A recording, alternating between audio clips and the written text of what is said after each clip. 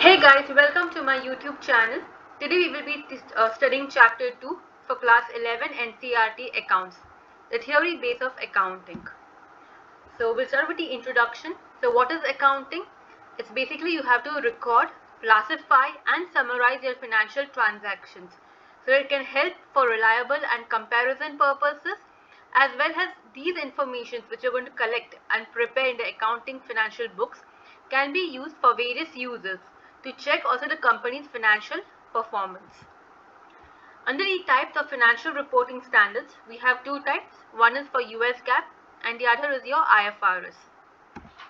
We'll be studying USCAP now and IFRS in the later stage of the chapter. First is USCAP.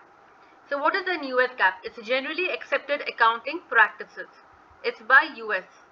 Okay, it's the collection of commonly followed accounting rules and standards for financial reporting. There are certain rules and regulations which is decided by the USCAP. You have to follow the same procedure. You cannot choose the procedure what you want or what anybody else wants. It's a procedure adopted and you have to follow it.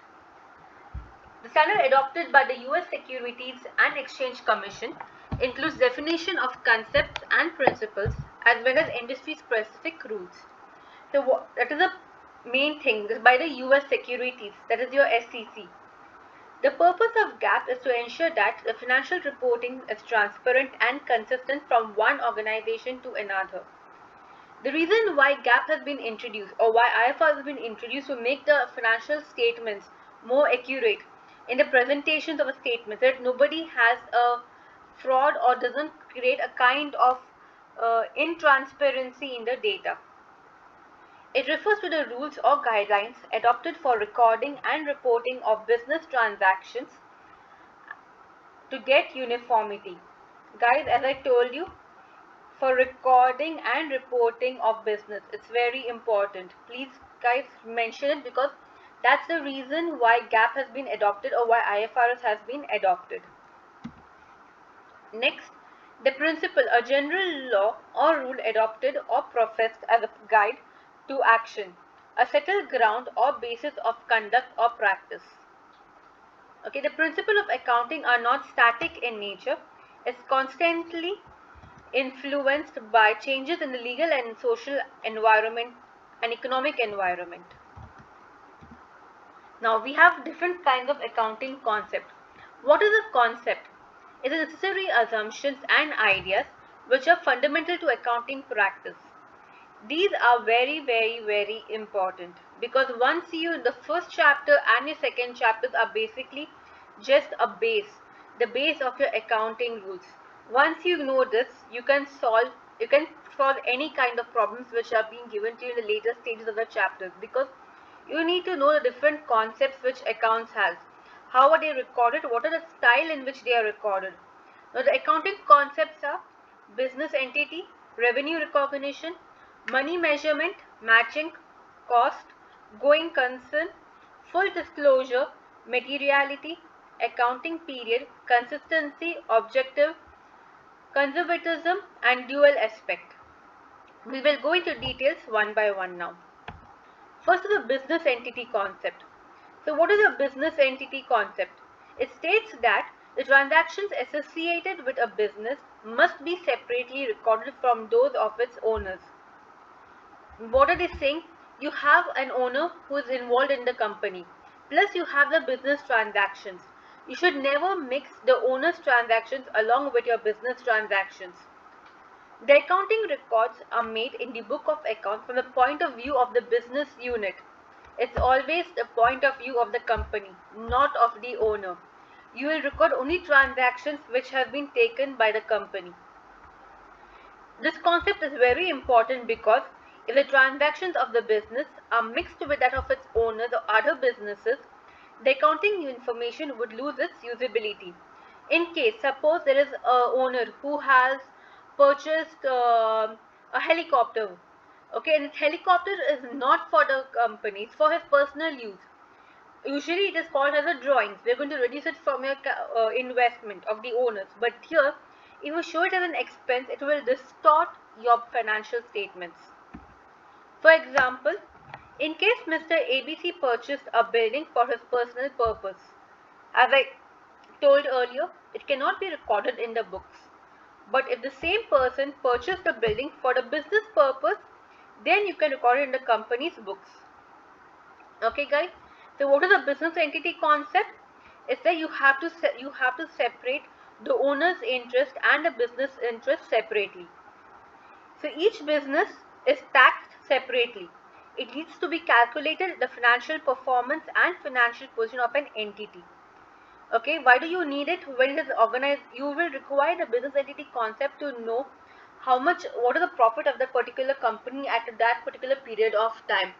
They usually use it if the company is liquidated to determine the amount of payouts to the various owners. It is needed from a liability perspective to ascertain the assets available in the event of legal judgment. Next is the money measurement concept. Under the money measurement, it states that the business should only record the accounting transactions in terms of money. It is only quantitative. You cannot have a qualitative aspect in this. It's a money measurement concept. So what is your business? Your business is that your owner and your firm should be separate. What is your money measurement? That is only based on your monetary terms. Another important aspect of the concept of money measurement is that the records of the transactions are to be kept not in the physical units but in the monetary units. It's not nothing to do with your physical. You do not need to show in your statements how many erasers you have purchased, how many pencils you have purchased. No, it's how much cash is gone out for purchasing that eraser, which plays an important role. It's only should be recorded when occurring the transactions and events which have the capability of being measured in monetary terms. That is a transaction price which is equivalent to cash outflow or inflow in terms of money. Due to changes in price, the value of money does not remain the same over a period of time. The value of a rupee today on account of a rise in prices is much less than what it was 10 years back. So now if that 1 rupee was, you can only buy say one small toffee. That same 1 rupee in 10 years back would give you one packet of biscuit. So the value keeps changing. So because the value keeps changing, the monetary, the way you record transactions will play a very important role. This is the examples. Okay. Now employee skill level. It's skill. You will not include skill into your transactions because skill is what? It is a qualitative. It's not quantitative. You cannot you cannot have a quantitative aspect on your skill. The same thing with the product durability. But if you're paying an employee the wages, that is considered as a money market concept. Note that the money market is also called as what? The measurability concept.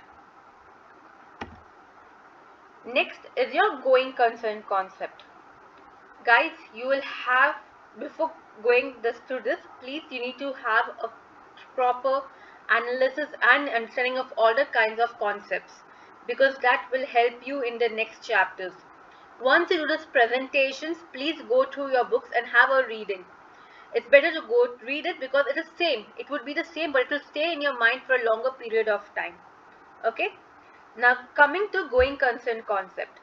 Under going concern is what? As the name suggests, it's going on.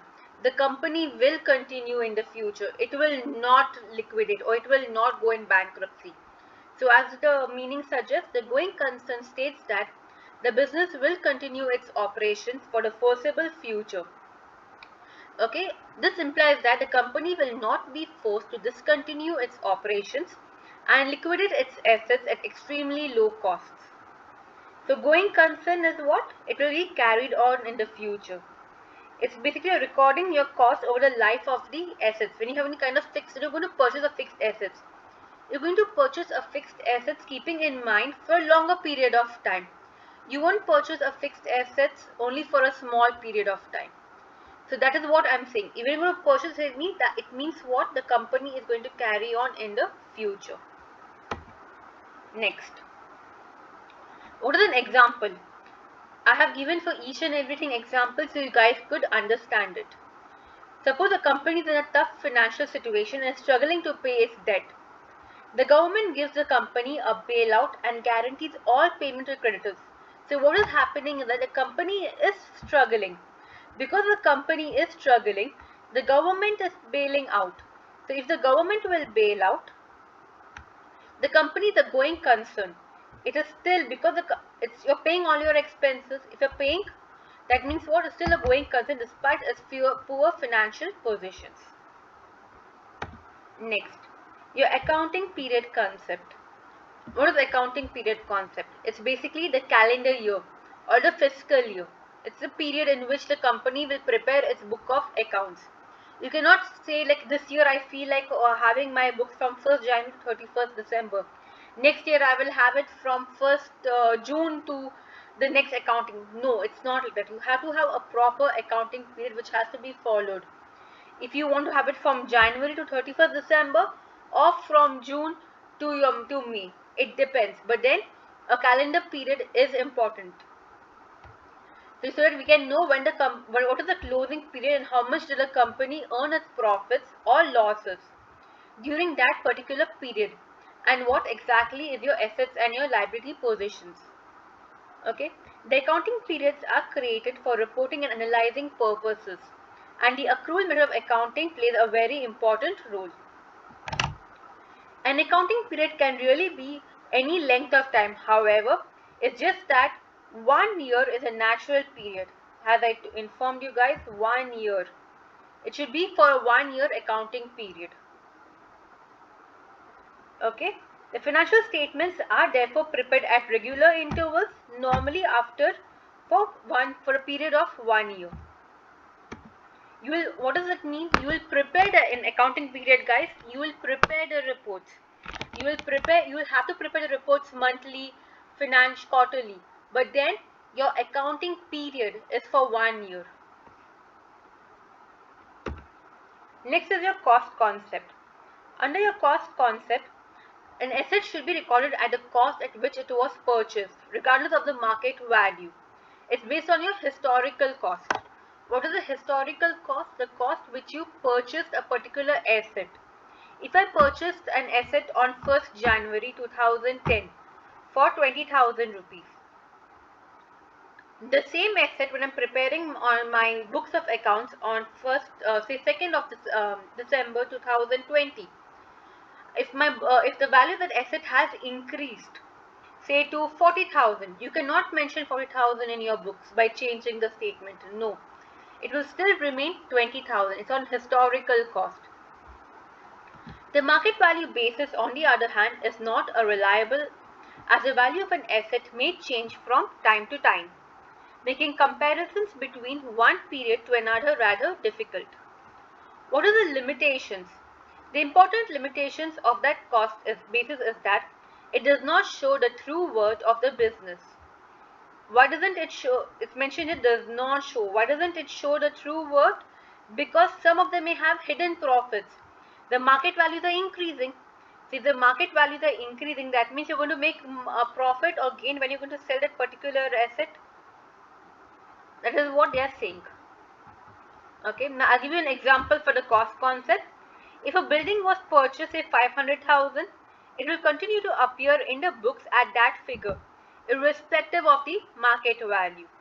Okay, the cost of an item may be different compared to its true value, but since figuring out the true value would be subjective, stating the assets at the historical cost will give me the fair value. It's always what I'm telling you is that the assets are valued on your historical cost when you have purchased a particular asset. Next is a dual aspect. As the name suggests, dual means what? Double. So that is what the business also follows. The dual aspect concept states that every business transaction requires recordation in two different accounts. It's called the double entry system. Remember I told you about this important point for the accounting equation, where your assets is equal to your liabilities plus equities. That is what is going to follow for your dual aspect concept. Okay.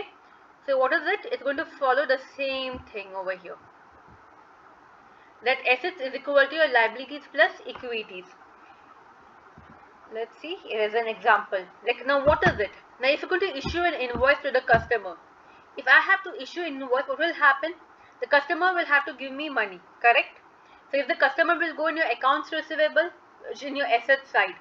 So when the customer will pay me the money, it will increase my sales and offset the receivables in the balance sheet. So it affected two accounts. It affected your accounts receivable in the asset account, plus it increased your sales, correct? The same thing with your receiving an invoice from supplier. When you're going to receive, when the supplier is going to give you the invoice, when you're going to book it as an expense, so expense will increase. At the same time, where will your expense come? It will come in your profit and loss account.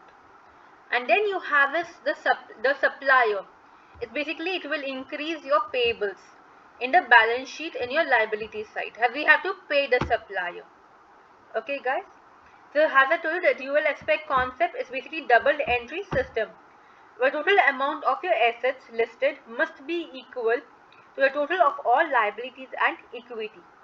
One part of most business transactions will have an impact in some way on the balance sheet. So what are we saying? It will affect your dual aspect. One part might affect your balance sheet, one part will affect your income statement. This is a dual aspect concept.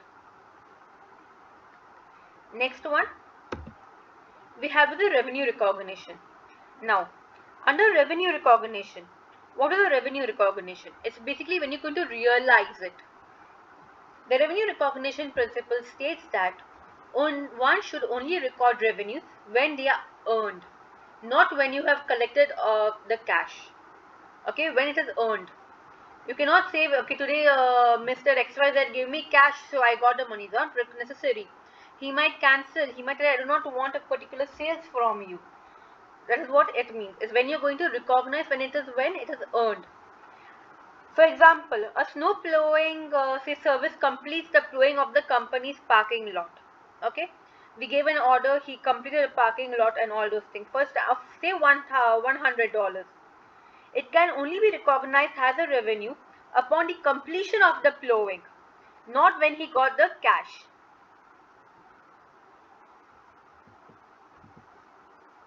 So if there's doubt in regards to whether payment will be received from a customer, then the seller should recognize an allowance for doubtful account.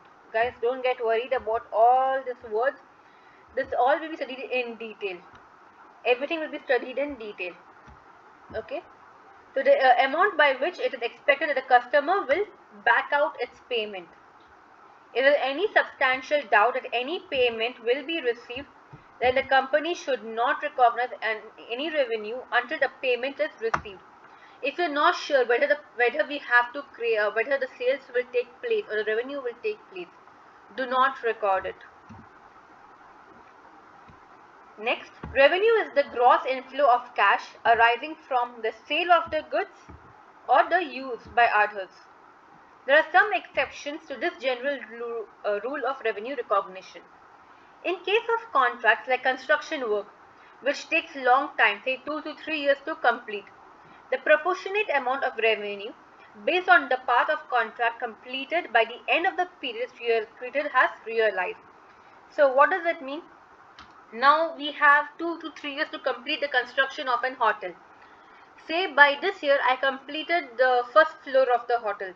That means what will happen?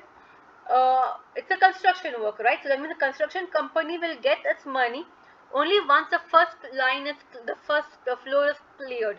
So as soon as the first floor is cleared, the person will pay them his amount. That means the revenue has been realized. Similarly, when goods are sold on hire purchase, the amount collected in installments is treated as realized. I hope it's clear. We'll have a run through again once I finish up till the half of the concepts. Okay. Next you have is matching.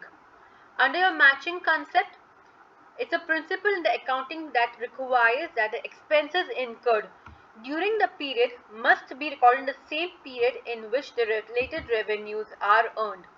That means what? The expenses incurred should be recorded in the same period. So if the expenses are related to your revenue, okay, if the expenses are related to your revenues, you have to record in the same period. You cannot record this revenue's expenses in the next year. It will not give you the right picture. Principle is at the core of the accrual basis. It's based on cause and effect relationship, and revenue is only recognized when a sale is complete or service is rendered.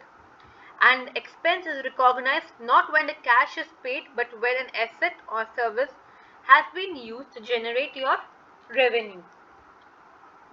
So what? Under the matching principle, it is said what? That a business will only incur its expenses to earn revenue. Correct? Because in case now, if you need if you're the end use, you're the end product of a company, you have to make certain necessary adjustments. Like you need to buy the raw materials, you need to reframe it, and then you have to sell it across. That expenses should be recorded for that particular year. The primary reason why businesses adhere to the matching principle is to ensure what? Consistency in the financial statements, such as the income statement, your balance sheets. Recognizing the expense at the wrong time may distort your financial statements and provide inaccurate financial positions. Here, now as I told you in this one, what if you're going to record your expenses in the next year, it won't give you the right picture. And what would your company or the MDs or the managers think of the company? That, oh wow, the business is doing well, and because they're not showing the right picture in the company. Next, some of the examples are like for you to understand better. Expenses not directly tied to revenues should be reported on the income statement in the same period. Example, normal expenses, utilities, electricity, water, all will be recorded as a expense in the income statement.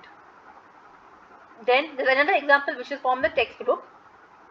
Understand how cost of goods are matched with their sales revenue. Okay, while ascertaining the profit or loss of an accounting year, we should not take the cost of all the goods produced or purchased during that period, but consider only the cost of goods that have been sold during that year. For this purpose, the cost of unsold goods should be deducted from the cost of the goods produced or purchased. Guys, I will only be doing till this much today, till the matching concept. Then the remaining concepts which are there, because I don't want to confuse you guys by rushing through it. So I would expect all of you to go through the matching concept in your textbooks as well. And I've given you some questions over here. Please give me the answers of these questions in the comment section below. I will read out the questions for you guys. Generally, what is the duration of the accounting period? The sum of liabilities and capital is what? The third question is, the basic accounting postulates are noted by what? What is the amount drawn by businessman for his personal use called? Meaning of credibility of going concern is what? The existence of business should be different from what? How many aspects are affected in every transactions? Then, what is the dual aspect concept? The ninth question is, what is the difference between materiality and matching concept? And what is the realization concept? In the next video, for the same chapter, I will continue with your remaining concepts, which is full disclosures, consistency, conservatism, and all the remaining. But before I end the class for today, guys, I will again have a quick recap of what we had done through the concepts, because that is the main important thing in this chapter. Concepts are very important. They can give you any kind of questions in the exam with relating to concepts. It will be confusing if you do not pay particular attention. Okay, we'll have a recap. The first is a business entity. Under the business entity concept, it means what? You have to have separate records for both your owners as well as from the business. You should not mix your business records with the owner's records. Next is what? Your money measurement. Under money measurement, it's simple. It's only based on your monetary terms. Qualitative aspects are not taken into considerations. Next is your going concern. Under going concern, as the name suggests, the company will continue its operations in the foreseeable future. Next is the accounting period. Under the accounting period, it is what? It's the period in which the company will prepare its accounts. It's usually for an year. It's always for 1 year. It's a 1 year period. It can be a calendar year or your fiscal years. What does it help for? Whether the company has earned its profits or losses, and the positions of the assets and liabilities at the end of that period. Next is your cost. Another cost, you will record the cost on a historical cost basis and not on the market value. Because why? The market value will keep changing and will not give you the right picture. Okay, you can also have hidden profits, because if the value will increase, the company will make profits in case they sell the particular asset. Then you have a dual aspect. Under the dual aspect, what is it? It has basically double. It's called the double entry bookkeeping system. Okay, dual means double. So remember this formula: assets is equal to liabilities plus equity. It will always hit two accounts. It will not hit one account because it's a dual aspect concept. Next is the revenue recognition. You will recognize revenue when it is earned, not when you get your cash. Then you have the matching. Under the matching concept, what did we say? That your expenses should be recorded in the same period in which is related to your revenues. You cannot record your expenses of that particular period in the next year if it's not in that particular revenue. Okay, that's it, guys. Thank you very much. Hope to meet you in my next video, which will be doing the remaining concepts. If you guys have any doubts, please drop in through the comment section below, and I will try to answer you as quickly as possible. See you guys, and please share it with your friends. Don't forget to hit the subscribe button, and I will meet you soon in the next class. I will try to upload that video as soon as possible, and please share with all your friends once again. Thank you.